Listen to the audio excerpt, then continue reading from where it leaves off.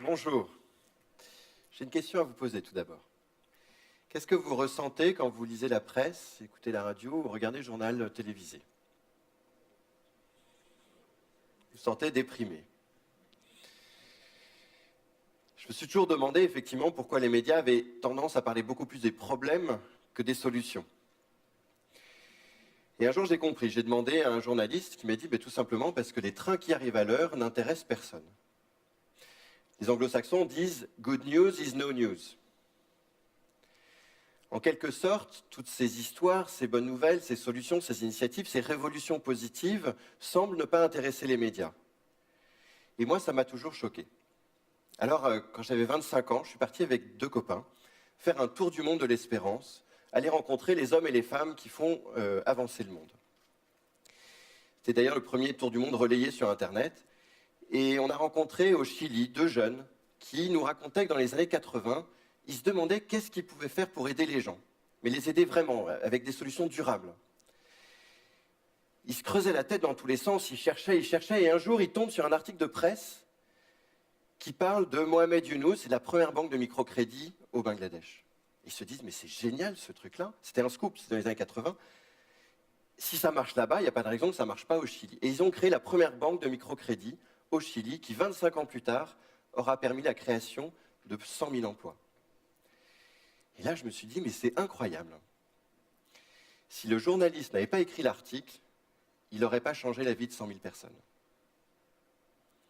Et le pire, c'est qu'il ne le sait même pas. Il ne sait même pas que son article a eu cet impact-là. Alors bien sûr, il est indispensable que les journalistes nous alertent et dénoncent ce qui doit être dénoncé. C'est les vigies de la démocratie.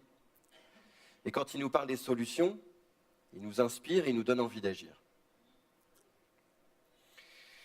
Alors il se trouve qu'on a un éditeur qui nous a commandé un livre après notre tour du monde. On n'était pas des grands écrivains. Et le livre est devenu un best-seller, traduit en plusieurs langues. Et là, je me suis dit, tiens, en fait, ça intéresse les gens. Alors pourquoi ne pas proposer aux journalistes du monde entier de parler plus souvent de ces solutions? Alors je suis allé d'abord voir le patron de Libération, qui m'a dit, mais vous êtes bien gentil, c'est pas comme ça qu'on va doper nos ventes. Et puis le rôle du journaliste, et c'est vrai aussi, mais pas seulement, c'est de porter la plume dans la plaie, comme le dit le grand journaliste Albert Londres.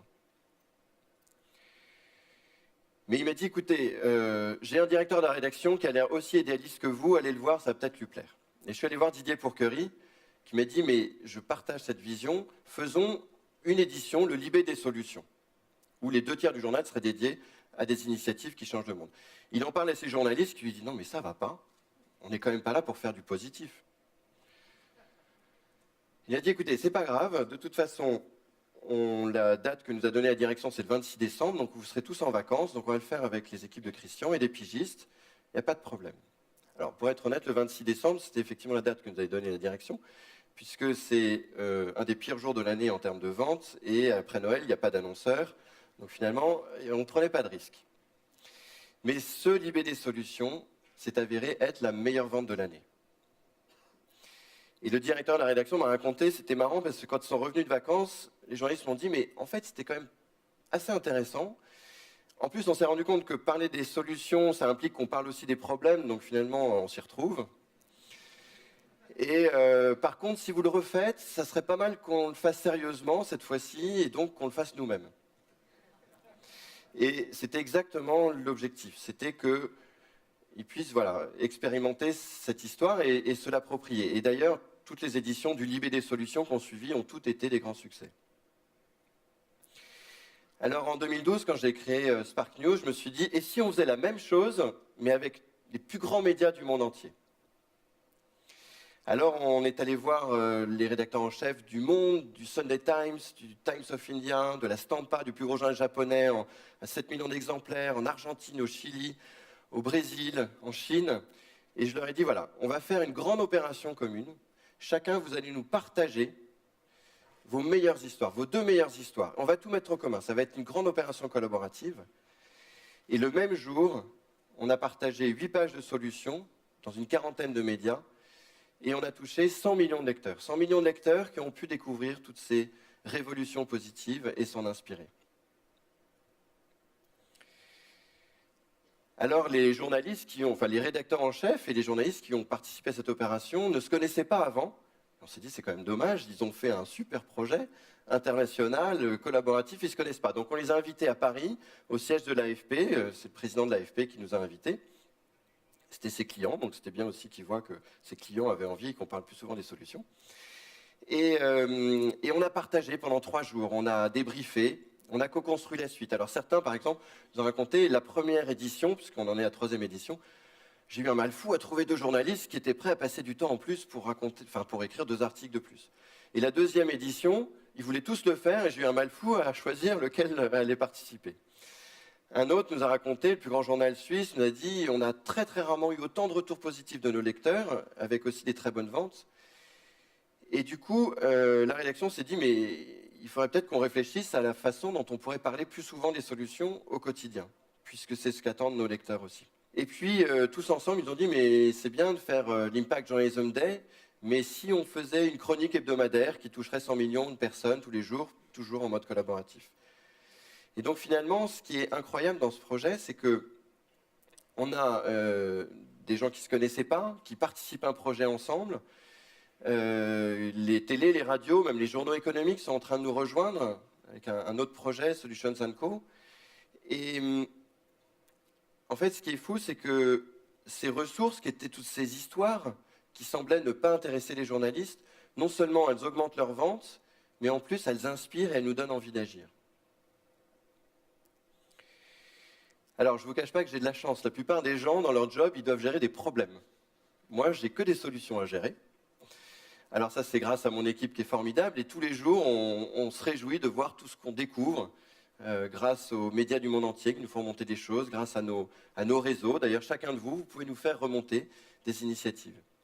Et du coup, on en a choisi quelques-unes qu'on a eu envie de vous partager.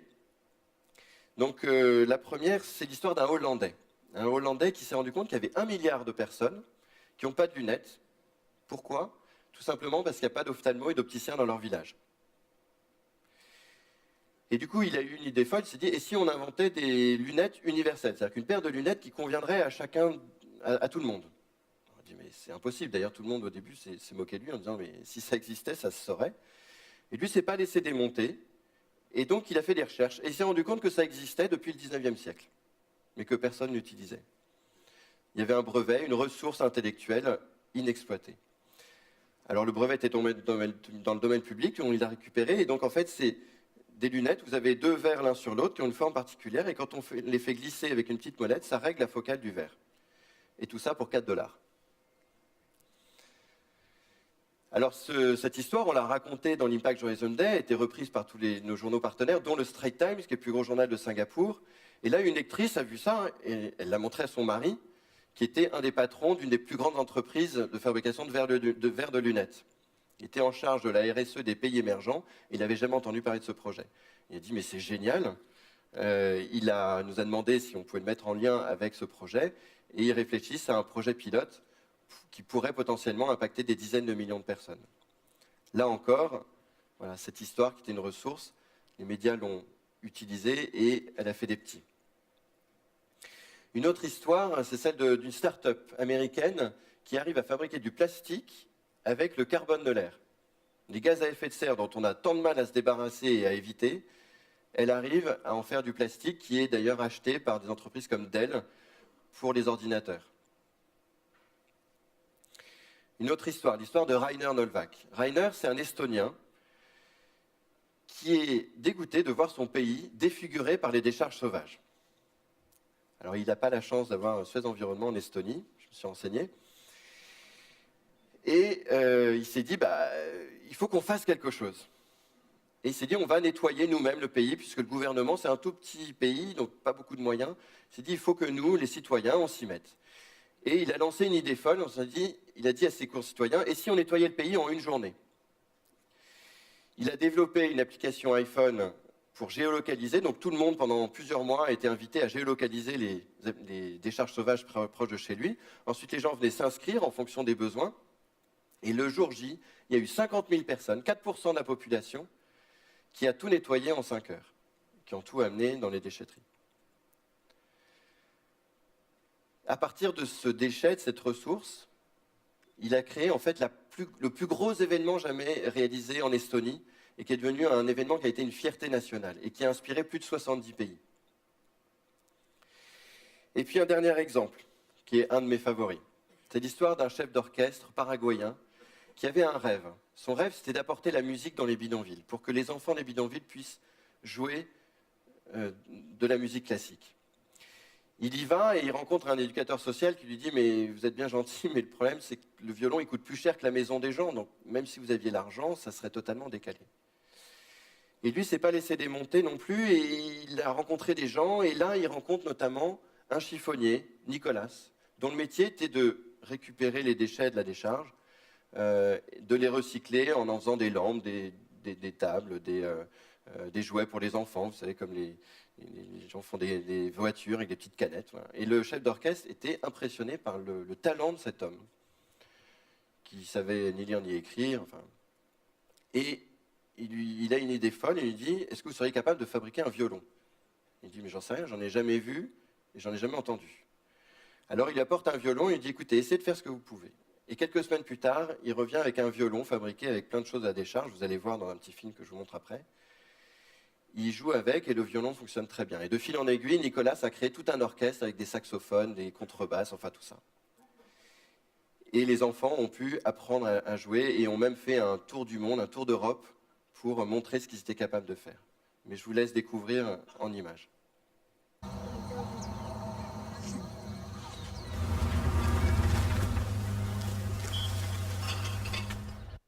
Me llamo Juan Manuel Chávez, más conocido como Baby. Tengo 19 años y toco el cello. Este cello está hecho de una lata de aceite, la madera tirada en la basura y suena así.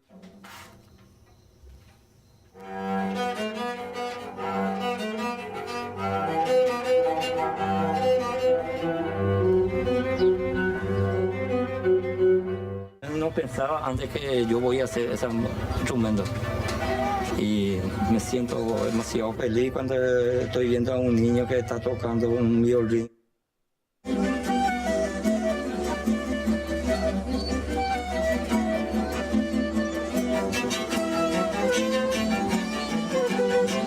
Nosotros realizamos con esa orquesta conciertos en Europa, tocando en centros educativos, tocando en conciertos. Con esta filosofía transmitimos este sueño de la orquesta de instrumentos reciclados, las melodías de la basura que conmueven el corazón y mueven esa llavecita del sentimiento más profundo de los niños y jóvenes que empiezan a replantearse su propia vida en la que tienen todo.